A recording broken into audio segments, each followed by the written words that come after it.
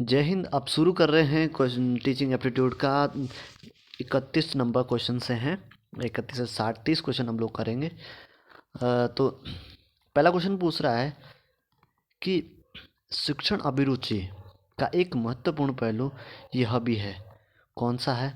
शिक्षण को छात्र उन्मुख बनाने की क्षमता, या फिर शिक्षण को रोजगार उन्मुख बनाने की क्षमता, या फिर छात्रों की क्रियाशीलता पर अंकुश लगाने की क्षमता, या उपरोक्त सभी। तो इसका जो सही जवाब है वो है, इसका सही जवाब है ये, शिक्षण को छात्र उन्मुख बनाने की क्षमता। अगले क्वेश्चन में बढ़ते हैं हम लोग आगे।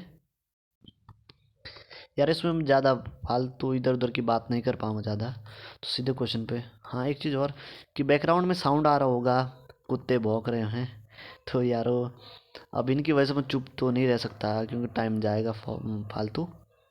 तो शुरू करते हैं, फिर आप समझ रहे होंगे। यदि शिक्षक में न्याय और निष्पक्षता का गुण न हो तो इसका क्या परिणाम होता है? ये सोचो।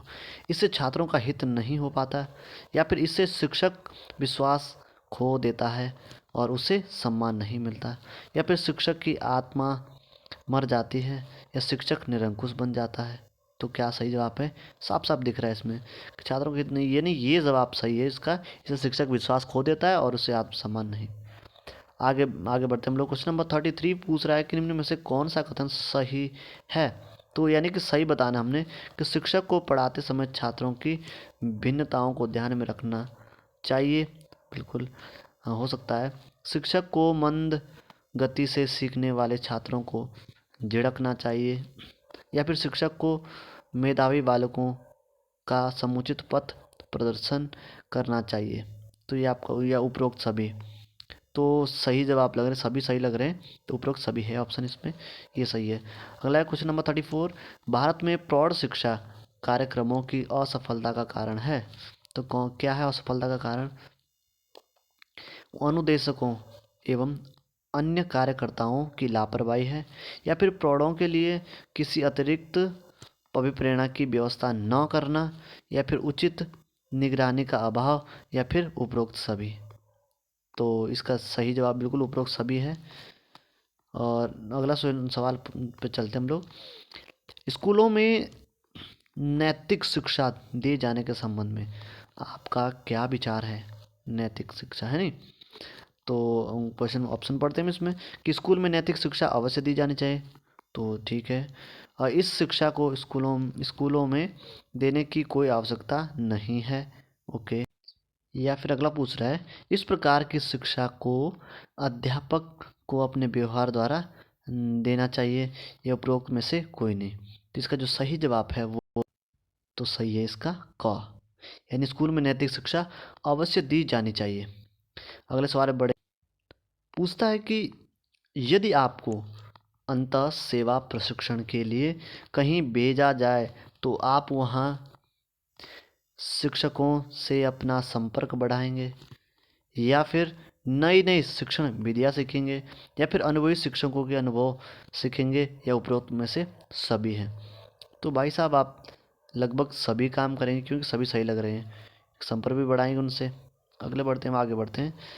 तो मास्टर साहब अब आप अगला सवाल देख लीजिए कि आप स्कूल के बाहर अपने किसी छात्र से किस प्रकार से व्यवहार करेंगे? अब भाई देखो, मित्रों की तरह करेंगे, या फिर अजनबी की तरह, या गंभीर है नहीं, या उससे बात करना पसंद ही नहीं करेंगे। तो ये तो भाई दिक्कत हो जाएगी। तो स्कूल से बोल रहा है कि स्कूल से बाहर किसी छात्र से किस प्रकार का व्यवहार करेंगे, तो सबसे सही यही लग रहा है। अजनबी की तरह भी नहीं, ये भी नहीं हो सकता मित्र की तरह ही। तो ये ठीक है लग रहा है, तो ये सही जवाब है उसका। और अब बढ़ते हैं आगे। Question number 38। एक शिक्षक का निजी जीवन कैसा होना चाहिए? तो कैसा होना चाहिए? पद की गरिमा के अनुरूप होना चाहिए। बिल्कुल अच्छी बात है। ओके। स्कूल के मानक के अनुरूप होना चाहिए। नहीं, ऐसा नहीं है। चाहे जैसा हो उसमें उससे इससे अंतर नहीं पड़ता। बिल्कुल अति गंभीर दिखावापूर्ण नहीं। तो सही जवाब है इसका क, यानी कि पद की जो गरिमा है, तो भाई साहब अगर प्रिंसिपल हैं तो उस हिसाब से ही दिखाना रहना पड़ेगा। ओके, अगला बढ़ते हैं हम लोग कि यदि आप जो हैं यदि आप चाहते हैं कि बच्चे बीच में ही स्कूल छोड़कर घर न बैठें बल्कि प्राइमरी शिक्षा पूरी करें, तो इस संबंध में आपका क्या सुझाव है? तो आपका सुझाव देने जाने भाई साहब। तो शिक्षा को छात्रों के व्यवहारिक जीवन के लिए उपयोगी बनाया जाए या फिर बच्चों का सतत मूल्यांकन किया जाए ताकि बच्चे वार्षिक परीक्षा में अनुत्तीर्ण न हो। यार गौ पूछता है कि बच्चों को पढ़ने के लिए कुछ विशेष आर्थिक अभिप्रेरणा दी जाए या उपरोक्त सभी। तो कौन सा लग रहा है? तो सभी ठीक लग रहे हैं ये, तो उपरोक्त सभी यही सही जवाब है इसका। आगे बढ़ते हम इसमें स्वतंत्र भारत में शिक्षा के माध्यम की समस्या हल न होने का प्रमुख कारण क्या है? तो अंग्रेजी का दबदबा। ओके, अच्छा जी। और अगला है फिर भारत का एक बहुभाषी देश होना या फिर अगला है भारत की राजनीति, भारत का अन्य यूरोपीय देशों से पारस्परिक संबंध। तो भाई ये सही लग रहा है बिल्कुल कि बहुभाषी देश है भाई हम, तो ये सही है बिल्कुल इसका। अब आगे बढ़ते हैं हम इसमें। अगला क्वेश्चन है शिक्षा का माध्यम ऐसी भाषा को बनाना चाहिए जिस पर जनसाधारण का आधिपत्य हो। तो बिल्कुल अच्छी बात है ये भी। जो बाद में नौकरी के लिए उपयोगी हो, अरे ऐसा भी नहीं है। जो समृद्ध हो, जिससे अच्छा सादृश्य उपलब्ध हो, तो ऐसा नहीं है।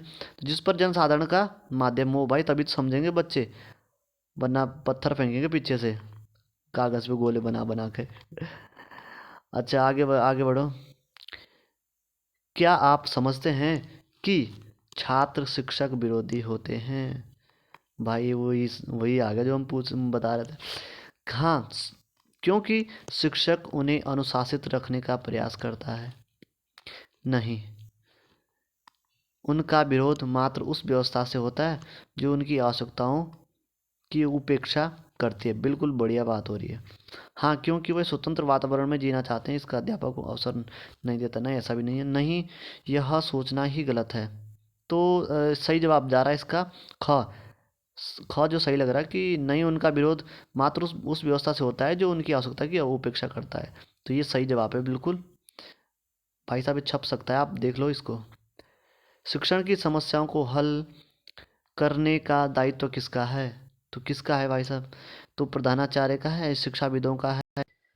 तो इसमें ऑप्शन ग है, सरकार का या फिर शिक्षकों का। तो इसका जो सही जवाब है वो है शिक्षकों का। अगला क्वेश्चन देखते हैं हम इसमें कि आपके विचार में शिक्षा तभी सार्थक होगी जब वह पाठ्यक्रम केंद्रित हो या फिर छात्र केंद्रित हो या समाज केंद्रित हो, रोजगार केंद्रित हो। तो भाई क्या हो सकता है? बिल्कुल आप सोच सकते हैं। तो भाई तभी तो होगी जब छात्र केंद्रित हो। अच्छा, अगला सवाल पे बढ़ते हम लोग। आपके विचार में शिक्षण क्या है? तो आपके विचार में शिक्षण क्या है? तो शिक्षण ये एक कला है, एक कौशल है, एक तपस्या है, एक क्रिया मात्र है। तो ऐसा नहीं है। तो ये जो है एक कौशल है, बिल्कुल है। तो ऑप्शन ख ये सही जवाब है। आपके विचार में प्राइमरी शिक्षा निशुल्क करने से, आपके विचार में जो प्राइमरी शिक्षा है उसको फ्री करने से, है नहीं, क्या हो सकता है? कक्षा में गंभीरता से नहीं लेंगे, माफ़ कीजिएगा, अध्यापक इसे गंभीरता से नहीं लेंगे, या फिर साक्षरता बढ़ेगी, स्कूलों में शिक्षा का स्तर गिरेगा, या फिर उपरोक्त सभी। तो क्या हो सकता है? साक्षरता बिल्कुल बढ़ेगी, है नहीं। तो बाकी तो जैसे भी हो। तो मैं बताया फिर से एक बार कि यारो ऑप्शन तो बस ये गलती मत कर जाना। ऑप्शन तो सभी सही होते हैं इसके, लेकिन जिसमें बहुत ज़्यादा संभावना होती है, आप समझ रहे होंगे, वही ज़्यादा संभव सही होता है इसका। आगे बढ़ते हैं। अगला क्वेश्चन पूछता है कि यदि शिक्षक यह कहे कि मैं जो कुछ करता हूँ उस पर ध्यान न दो, अपितु मैं जो कहता हूँ उसका अनुसरण करो। तो भाई क्या हो सकता है? छात्र उसके कहने के अनुसार चलेंगे, ओके, या फिर छात्रों पर इसका अच्छा प्रभाव नहीं पड़ेगा, या फिर छात्र शिक्षक की विद्वता का गुण गाएंगे, छात्र शिक्षक का मजाक उड़ाएंगे। तो जाहिर सी बात है कि बच्चों पर जो है हो सकता है कि यार छात्रों पर इसका अच्छा प्रभाव नहीं पड़ेगा। बिल्कुल ये उत्तर सही है इसका। आगे बढ़ते हैं इसमें, आपके विचार में शिक्षक का व्यक्तित्व आकर्षक होना चाहिए, तो बताइए होना चाहिए नहीं होना चाहिए। तो पहला क बता रहा है कि हाँ, ताकि वह छात्रों को अपने व्यक्तित्व से प्रभावित कर सके। अच्छी बात है, ये भी ठीक है। हाँ, ताकि लोग उससे उससे बात करने की हिचकिचाएं। नहीं नहीं, ऐसा भी नहीं है, ये तो बिल्कुल गलत लग रहा है। नहीं, इसकी कोई आवश्यकता नहीं है। नहीं, ऐसा भी नहीं है।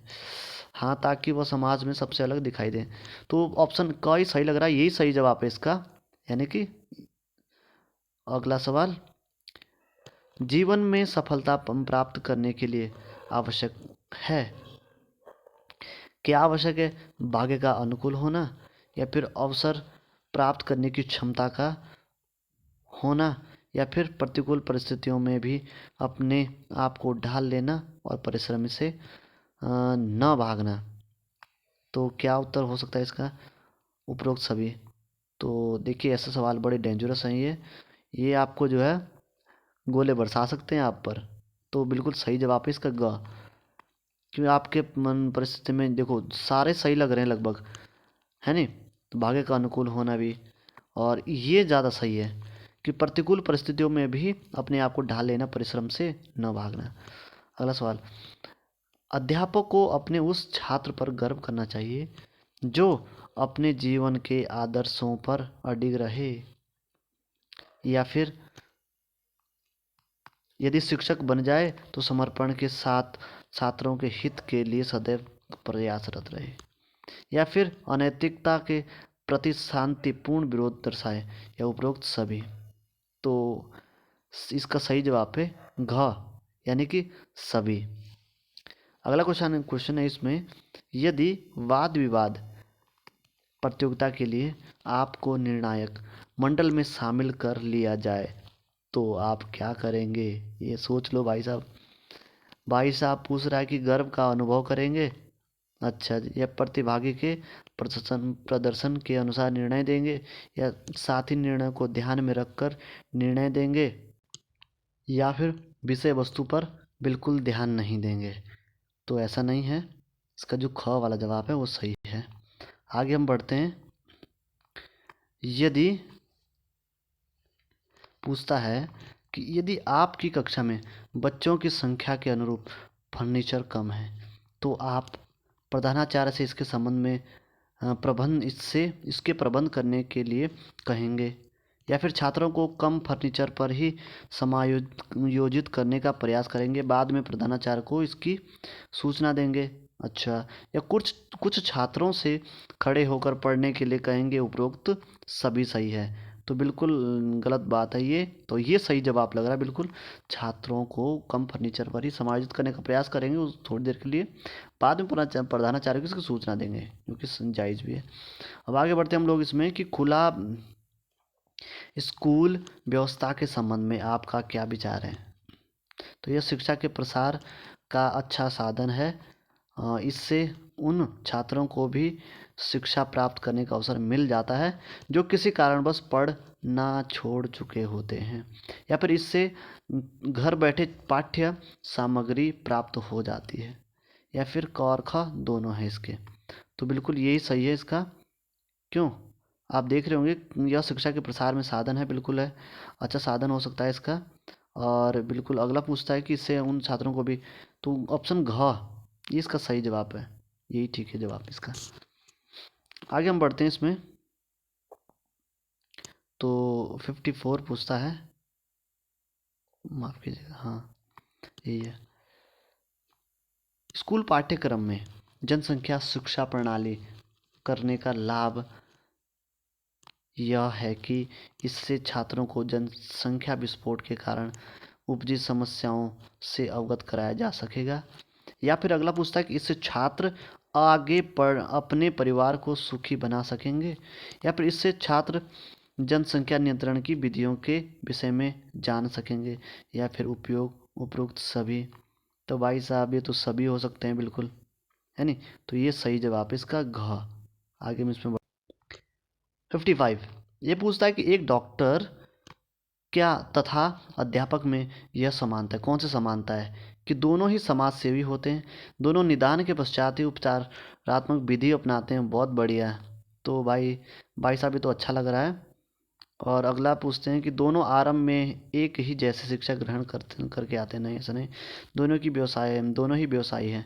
तो बिल्कुल पहले जो किस चीज़ का निदान ढूंढ लेते हैं, भाई समस्या क्या है, उसके बाद ही उसका जो है ये उपचार किया जाता है नहीं। आगे, यदि कोई प्रधानाचार्य अपने स्कूल का अच्छा परीक्षा फल चाहता है तो क्या उसे करना चाहिए? उसे मतलब क्या करना चाहिए? अपने छात्रों को ट्यूशन की सलाह देनी चाहिए, या फिर केवल मेधावी छात्रों को स्कूल में प्रवेश करना चाहिए? ऐसा तो नहीं, बिल्कुल गलत है। या स्कूल में प्रवेश के स्कूल में शिक्षण के स्तर को ऊंचा रखने का प्रयास करना चाहिए, या फिर उपरोक्त में से कोई नहीं? तो आपके विचार में क्या सही लग रहा है? तो भाई साहब ये ठीक लग रहा है। स्कूल में शिक्षण के जो स्तर है उसको स्तर ऊंचा रखने का प्रयास करना चाहिए, है नहीं। अगला बढ़ते हैं हम लोग आगे, कि नई नई बातें सीखने के लिए आवश्यक है। क्या आवश्यक है नई नई बातें सीखने के लिए? कि नई नई पुस्तकों का अध्ययन किया जाए, या फिर अनुभवी और ज्ञानी लोगों का साथ पकड़ा जाए, या फिर नए नए स्थलों का भ्रमण किया जाए, या उपरोक्त सभी? तो भाई ठीक भी है, ये सभी बातें ठीक लग रही है। तो डी यानी कि घ ऑप्शन इसका सही है, यही सही जवाब है। उपरोक्त सभी ठीक लग रहा है इसका। मुझे सबसे अधिक परेशानी महसूस होती है, और ये भाई साहब, जीवन मूल्यों में गिरावट से, ओहो। अपने प्रधानाचार्य से, ओहो ये भी समस्या। अपने छात्र छात्राओं से, या फिर अभिभावक की उदासीनता से? तो बताइए भाई साहब किससे लगती है दिक्कत? तो भाई साहब प्रधानाचार्य से तो कोई दिक्कत नहीं है। अपने छात्र छात्राओं से या फिर जीवन मूल्यों में गिरावट आएगी भाई, तो तब दिक्कत तो होगी, सबसे ज़्यादा परेशानी इससे महसूस होगी। आगे अगला क्वेश्चन इसमें आता है, माफ कीजिएगा थोड़ा। आगे पूछता है कि आपके विद्यालय में कुछ शिक्षक एक विशेष वर्ग के छात्रों के लिए परीक्षा में उदारता का व्यवहार अपनाते हैं। इस पर आपकी क्या प्रतिक्रिया है?